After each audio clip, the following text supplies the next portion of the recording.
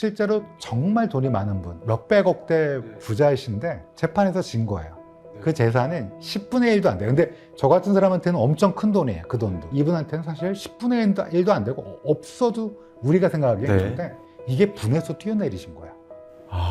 그런 분도 계시고 그래서 잠깐의 마음, 그리고 이게 울컥하는 마음이 아니에요 이렇게 얘기하실 수도 있는데 꾸준한 치료와 이런 것들을 받고 좀 더 주변을 좀 돌이켜보고 이런 게 좀 중요하지 않을까 이런 생각도 합니다.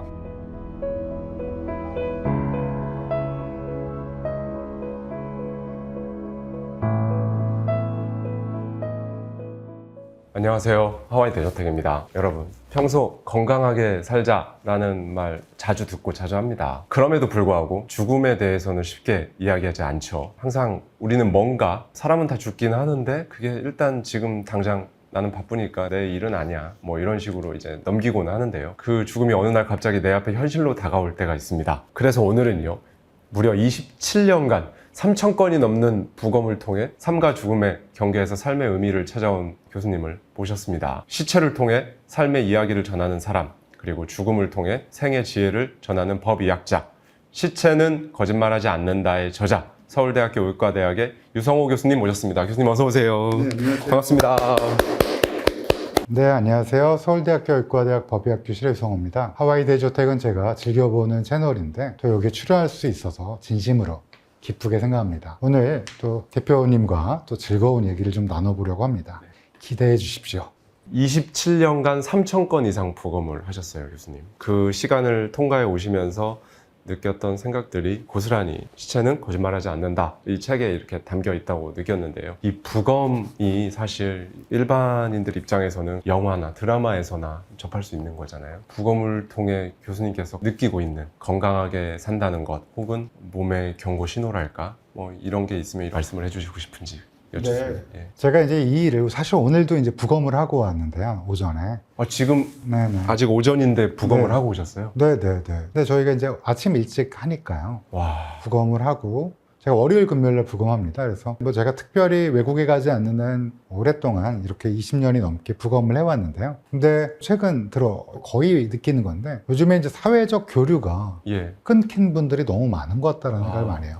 흔히 얘기하는 뭐 고독사 또는 뭐 고립사라는 얘기도 쓰고 있는데요. 점점 늘어나고 있고, 예전에는 이제 고독사 그러면 저희는 이제 10년 전부터 많이 늘어난다는 생각을 했거든요. 예. 그때는 보통 50대 뭐 중년 이후의 남성, 어찌됐든지 홀로 되신 분들, 그리고 혼자 산다고 다 문제가 되는 건 아니고 주변과의 커넥션이 끊긴 분들, 이런 분들이 문제구나 생각하는데, 요즘 들어서는 여성분들도 굉장히 많이 늘어나고 있다. 그러니까 뭐 1인 가구가 증가하는 거는 전 세계적으로 추세인데, 그런 추세에서 특히 주변과의 교류가 점점 좀 드물어지면서 끊기면서 홀로 외롭게 돌아가신 분들이 점점 늘어나고 있다라는 생각을 해요. 근데 이제 혼자 있다고 사람이 다 건강이 나빠지는 거냐? 그렇지 않죠. 혼자 사신 분들도 자기 계획을 잘 갖고 또 주변과의 활발하게 만족한 인생을 사신 분들도 굉장히 많은 걸로 알고 있는데, 제가 지금 요즘에 느낀다는 거는 주변과의 관계성이 점점 소원해지면서 건강이 안 좋아진다는 생각을 정말 많이 합니다. 그 고독사를 하신 분들 같은 경우에는 주로 부검을 해보면 어떤 그 질환으로 인해서 이렇게 사망에 이르게 됐는지. 스트레스에 건강에 너무 안 좋잖아요. 그리고 이제 혼자 산다는 거, 외로움도 역시 건강에 굉장히 안 좋은데요. 저희는 장기별로 볼 수밖에 없으니까요. 예. 그렇게 보면 가장 많이 보는 거는 사실은 심장, 간, 뇌인데요. 오늘 같은 경우는 심장에 문제가 있었고요. 이 심장도 스스로 먹고 살아야 되는데 필요한 동맥이 관상동맥이라는 게 있습니다. 아마 잘 많이 들어보신 분도 계실 텐데, 이 관상동맥이 막히는 거예요. 근데 이 막히는 게 아무래도 이제 혼자 사시다 보면 인스턴트 음식이라든지 주변과의 교류가 끊기니까 우울증이라든지 이런 게 되면서 이 동맥에 동맥경화가 많이 쌓이게 돼요. 정말 많이 봅니다. 원래 혼자 사면 더 잘해 먹고 막 이래야 되는데 이걸 안 하시다 보니까 또 술도 좀 많이 드시게 되고, 그러다 보니까 심장 문제가 제일 크고요. 술 먹으면 가장 안 좋은 기관이 뭔가요? 그럼 다 간 얘기하시는데 사실은 뇌거든요. 우리 몸의 뇌에 한 900억 개가 넘는 뇌세포가 있는데 이게 나이가 들면 줄어요. 아마 대표님과 저도 뇌세포 개수가 대표님이 저보다 더 많을 거야. 그렇다고 나이가 먹어서 다 뭔가 떨어지는 건 아닌 게, 이게 이제 뉴런과 뉴런의 시냅스라는 커넥션이 많아지니까 그만큼 이게 보충이 되는 건데, 근데 이 술을 먹게 되면 이 뇌세포의 절대 숫자가 줄고 또 새로운 자극이 없이 마냥 그냥 관계가 없어지면 이것도 줄어들면서 회색 뇌세포가 줄어들어요. 그러면서 뇌에서 볼륨이 작아지면서 뇌출혈도 잘 생기고요. 근데 이제 외로움이라는 게 이런 것들을 조금 더 하게 되니까 뇌에도 문제가 많이 생기고요. 물론 술을 많이 드시는 분들은 또 간에도 문제가 생기고요. 그래서 저는 요즘에 아니 뭐가 문제냐고 생각하냐 물어보시면 정말 고독, 고립 이게 큰 문제다라는 생각이 듭니다. 장기로 봤을 땐 심장, 뇌, 간이 큰 문제다. 교수님께서는 기분적으로나 멘탈적으로나 괜찮으신지 워낙에 연차도 오래되시고 하셨긴 하지만 부검이라는 게 아니라 시신을 다루다 보니까 예. 괜찮냐, 스트레스 안 받느냐, 트라우마 없느냐 뭐 이렇게 여러 물어보시는데 사실 부검이 절차가 어떻게 되냐면 출근을 하면 형사님들이 초동 수사를 하신 걸 갖고 다 오십니다. 아, 네. 그럼 그때 형사님들이 신분증 확인도 다 하고 오세요. 근데 이제 그 사진을 보게 되면 신분증에 있는 사진을 보면 대표님도 지금 주민등록증이나 운전면허증 사진 보면 가장 생기 있고 가장 젊고 뭔가 권위 있게 하는 분도 있고 딱 웃으시는 분도 있고 네.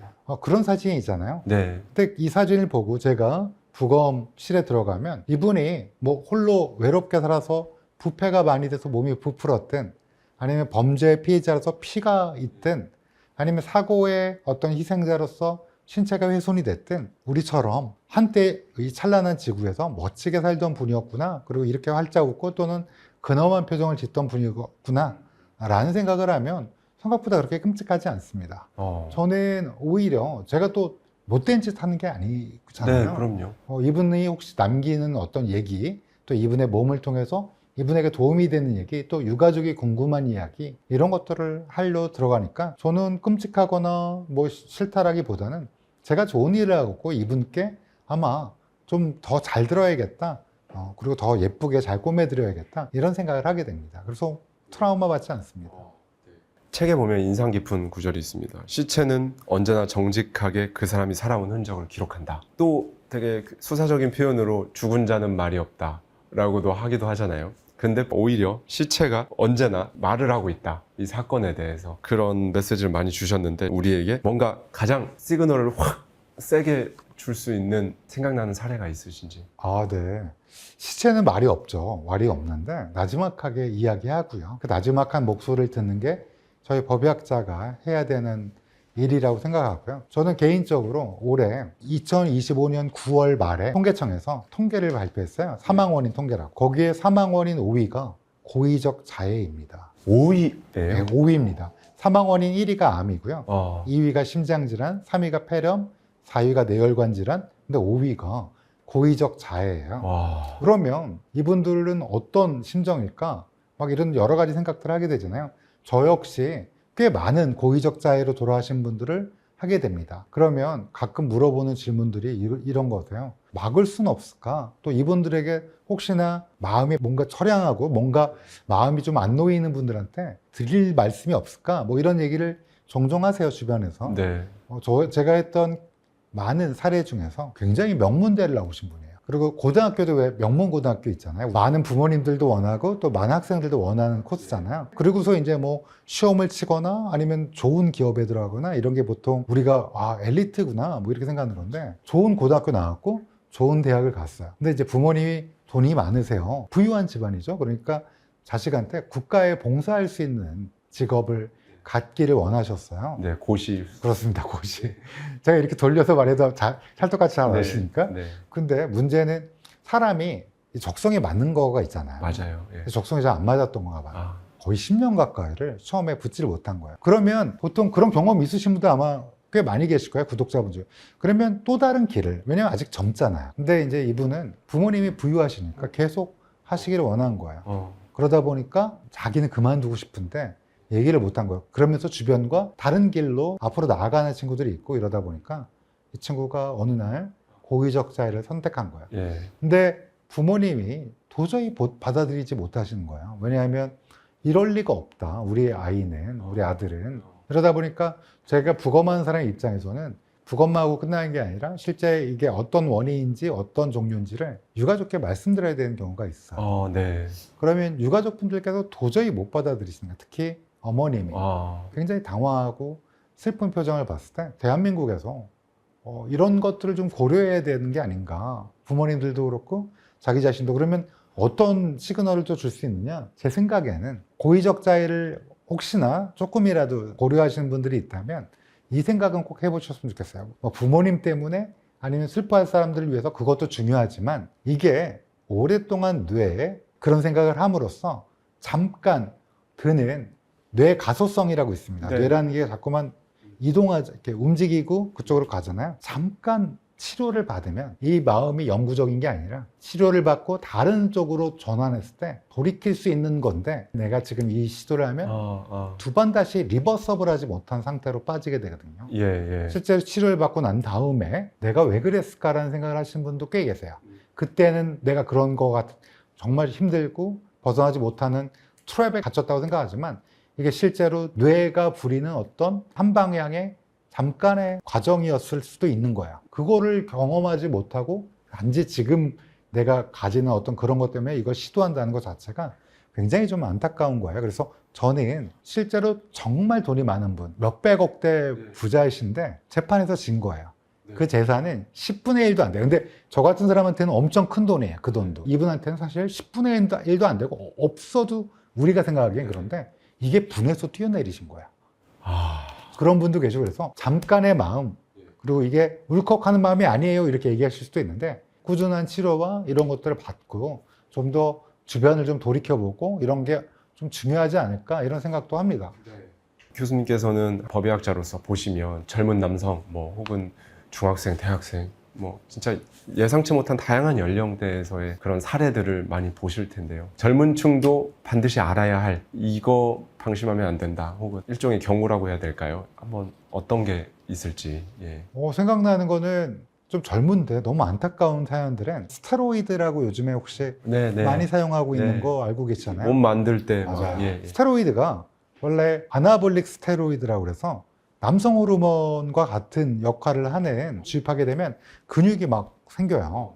보통 10대, 20대 때는 왠지 근육이 좀 나오고 좀 우람한 체격을 가졌으면 뭐 이런 생각을 하게 되잖아요. 그렇죠. 그러니까 아무래도 10대, 20대 분들이 많이 사용하려고. 이 스테로이드는 실질적으로 부검을 해서 독곡물 검사에서 나오지는 않습니다. 왜냐하면 이게 인체 내 물질이기 때문에 잘 나오진 않는데 제가 뭐 실질적으로 주사를 써서 돌아가신 아주 정말 재벌가의 단계라고 하죠. 세상에서 제일 좋다는 거, 유명하지 않으면서 돈이 많은 그런 분도 제가 부검한 적도 있고 또 20, 30대 분들 중에서 지나치게 이렇게 나오기 좀 어려운 근육들이 있잖아요, 사실은. 근데 저희도 뭐 이제 해부학을 배우고 근육 보는데 이게 그렇게까지 발달되게 물론 고립 운동을 잘해서 그럴 수도 있겠지만 좀 지나치게 그런 분들 중에서 그런 분들이 꽤 있습니다.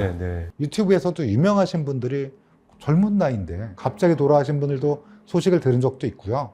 그래서 그런 스테로이드와 관련된 사실 스테로이드 사용하면 머리도 좀 빠지고요. 원래 좋은 분도 약간 울컥하고 공격적인 성품 같은 게 발휘될 수도 있고요. 또 고환도 좀 위축되면서 발기도 좀 안 되는 경향이 있어요.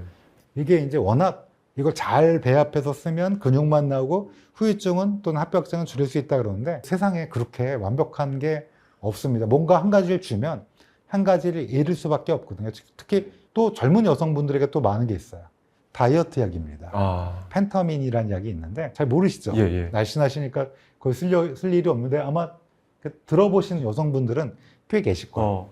이게 한때 되게 유행했었는데 이걸 먹으면 살이 빠집니다. 근데 마음이 두근두근두근하고 교감신경 항진제라고 그래요. 이게 가만히 있어도 막 두근두근하고 사망사고가 급작스러운 사망 그리고 이제 모 유명 정신과 그 유명인 분의 병원에서 갑자기 돌아가신 분 여성분 뭐 있었잖아요. 그런 것도 이제 그분도 펜타민으로 너무 오랫동안 이거 해갖고 치료받으려고 가셨다가 뭐 여러 가지 이유로 돌아가셨는데 결론적으로는 제가 생각하기에는 실질적으로 좀 위험한 경우가 많아요. 그 다음에 술과 관련된 사고가 많아요. 술은 저독성이에요. 술은 뭐 길게 먹으면 제가 아까 뇌, 심장, 간이 문제라고 그랬는데 젊었을 때 문제는 많이 드세요. 그리고 이제 사고로 유발될 가능성이 상당히 많습니다. 제가 했던 케이스 중에 이분이 이제 되게 즐겁게 한 다음에 술을 많이 드셔갖고 부단횡단을 하다가 돌아가신 거예요. 네. 술 때문에 벌어진 사고가 되게 많아요. 또 술 먹고 서로 이렇게 남자들끼리 부딪히면 네. 뭐 시비가 붙나요? 실갱이가 붙고 뭐 이러면서 싸우면서 한 대 쳤는데 네. 또 지병이 있어갖고 또 돌아가시고 그러면 돌아가신 분도 불행하고 친 사람도 불행한 거야. 그래서 그 젊은 분들한테 말씀하시니까 그 세 가지가 생각이 났습니다. 예, 책에 잔잔하게 이게 마음에 쿵 와닿게 이렇게 해주시는 말들이 많아요. 부디 우리가 부검대에서 만나지 않기를 바랍니다. 저 만나면 안 되잖아요. 그렇죠. 의사로서 그냥 일반인으로 만나면 괜찮은데. 네, 정말 많은 사례들이 아마 있으셨을 텐데 여전히 이게 기억에 남는 부검 사례가 있으세요? 30대 초반 여성분인 걸로 기억하는데요. 근데 이 여성분이 이제 화상을 전신에 입고 치료받다가 며칠간 치료받다가 돌아가셨는데 자신의 집에서 자신의 아이를 안고 화마에서 지키려다가 돌아가신 거예요. 근데 그러면 여러분 다 아니 뭐 화상으로 돌아가신 게 맞으면 부검을 왜 했냐? 그런데 이분이 주민등록이 말소된 분이라 이게 좀 필요했어요. 왜 주민등록이 말소되냐면 이분이 보육원에서 잘하셨는데 파양을 2번이나 갖고 오신 거예요. 그러면서 주민등록이 말소가 됐고 이 말소가 된 것 때문에 제가 부검을 했는데 이분이 이렇게 주민등록이 없음에도 불구하고 나와서 그래도 좋은 사람을 만났으면 참 좋았을 텐데 안타깝게 아이만 낳게 된 거예요. 그래서 아이를 키우다가 그 아이가 4살쯤 됐을 걸로 기억하는데 의정부의 대봉 아파트라고 불이 한번 크게 난 적이 있었습니다. 밑에서부터 불이 올라와서 근데 그때 아이를 지키고 아이는 멀쩡했어요. 아이는 살았어요? 네, 멀쩡했는데 이 여성분은 그만 화마에 휩싸이면서 그때 마음속으로 많이 울었는데요. 이분의 눈가에 눈물이 말라붙은 거예요. 돌아가시기 직전에 눈물을 흘리면서. 근데 이게 아마도 본인도 외롭게 자라셨는데 남자아이가 또 외롭게 자랄 거를 아마 느끼시면서 그렇지만 아이를 최선을 다해서 보호했고 그러면서 돌아가셨다는 거. 그때 아이는 바깥에서 막 이렇게 형사님이 보고 계셨거든요. 그래서 그 아이가 왜 거기까지 왔는지는 제가 여쭤보지 않았는데 아마 바뀔 때가 마땅치 않아서 아마 형사님이 이제 이리저리 잘 알아보셨고 상황이었는데 그래서 그때 이렇게 어머님의 사랑이 대단하구나 라는 생각과 함께 이 아이가 조금 더 나중에 어머니 희생을 한다면 좀 더 좋은 사람으로 잘 자라기를 기도했었습니다. 많이 뭐 물어보시는 게 끔찍한 사건 사고가 기억에 남지 않냐 이렇게 물어보시는 분들도 많이 계시는데 그게 제일 기억에 많이 네. 평범한 죽음 그리고 그것과는 전혀 다르게 사연이 있거나 그런 것들로 인해서 일찍 세상을 떠나게 되는 교수님께서 느끼시는 이거 뭐 환경이라든지 성격이라든지 극단적인 행동이라든지 왜 이렇게 됐을까라는 그런 차이를 느끼셨을 것 같아요. 예. 어떤 것들이 있을까요? 아주 작은 습관부터 시작돼서요. 제가 이 책에 쓴 이유가 사실은 저를 만나면 안 되고 급작스럽게 아주 오랫동안 이 지구에서 이 아름다운 지구에서 잠깐 살다 가는 건데 왜냐하면 지구의 역사를 보면 저희는 잠깐 살다 가는 거잖아요. 근데 이거를 좀 소중하게 아름답게 살아갔으면 좋겠는데 작은 습관 또는 작은 어떤 행동 때문에 이런 것들이 방해받고 안타깝게 빠르게 저를 또 만나게 되고 이러니까 그게 너무 안타까웠어요. 저는 개인적으로는 오래오래 소중하게 행복하게 사시다가 마지막 눈 감을 때 주마등으로 이만하면 괜찮았다. 이 삶에서 내가 막 무슨 아이슬란드 가서 오로라를 보거나 높은 사람이 되지 못하더라도 누워서 마지막 2주 동안은 분명히 선망에 빠지거든요. 혼수 상태에 2주 이상은. 깨어나서 아들아 잘 살았다, 아내 고마워요 이렇게 얘기하는 건 없습니다 거의. 그러니까 이제 그때 누워서 주마등을 겪었으면 하는 마음으로 이 책을 썼는데요. 그래서 아주 작은 습관이 뭐냐? 스테로이드도 있었고요. 네. 술도 있었고 여러 가지가 있는데 저는 개인적으로는 근데 딱 하나 만약에 그 대표님께서 저한테 물어보시면 흡연이라고 얘기해 주고 싶어요. 물론 술도 막 드신 분들은 술도 습관인데요. 흡연이 뭐 그냥 스트레스 해소하려고 뭐 이거 피면 잠깐 진정도 되고 또 대화의 통로도 되고요. 왜냐면 회사에서 담배 타임이라고 그래서 나가서 담배 피면서 또 중요한 얘기도 많이 하고 또 술자리 회식하다가도 잠깐 나가서 담배 피면서 이런저런 얘기도 하고 좋은데 제가 경험했던 사례 중에서 이제 막 상무님이 되셨어요. 네. 대기업. 네. 아이들도 둘이었고 아직 상무님은 뭐 그렇게 나이가 많으신 나이가 아니에요. 이제 애가 자라나는 시기잖아요. 보통은. 이제 시작이다 그랬는데 마침 그날 아내분과 잠깐 다툰 거야. 왜? 출근할 때 안 그러면 제일 좋은데 잠깐 언쟁이 있을 수도 있잖아요. 근데 이제 출근길 그 집 앞에서 돌아가신 거야. 그래서 정말 이상하잖아요. 젊은 분인데 그 비교적. 그래서 부검을 했는데 이분이 담배를 많이 피셨어요. 심장에 동맥이 있는데 거기가 딱딱해지면서 3분의 2 정도 막혀 있는 거야. 이걸 그러면 왜 건강검진을 안 했냐? 했죠. 근데 심전도를 찍고 이래도 안 나올 수가 있습니다. 그런 혈관이 막혀서 급작스럽게 돌아가신 분이 그 병을 가진 사람이 10에서 15% 정도 돼요. 아, 그 건강검진으로도 잘 안 나오는군요. 그렇죠. 만약에 뭐 심초음파를 찍는다든지 좀 더 정밀한 정밀한 검사를 하면 되는데 보통은 그렇게 안 해요. 예. 심전도만 찍습니다. 예. 저는 대기업을 안 다녀서 모르겠지만 상무님이 된다는 거는 임원이 된다는 건 꽃을 다는 거죠. 이분은 인생에 있어서 드디어 그랬는데 너무 안타깝게 돌아가셔가지고 그런 사소한 습관, 담배를 안 피셨으면 얼마나 좋았을까부터 시작해서요. 그런 생각을 많이 하죠.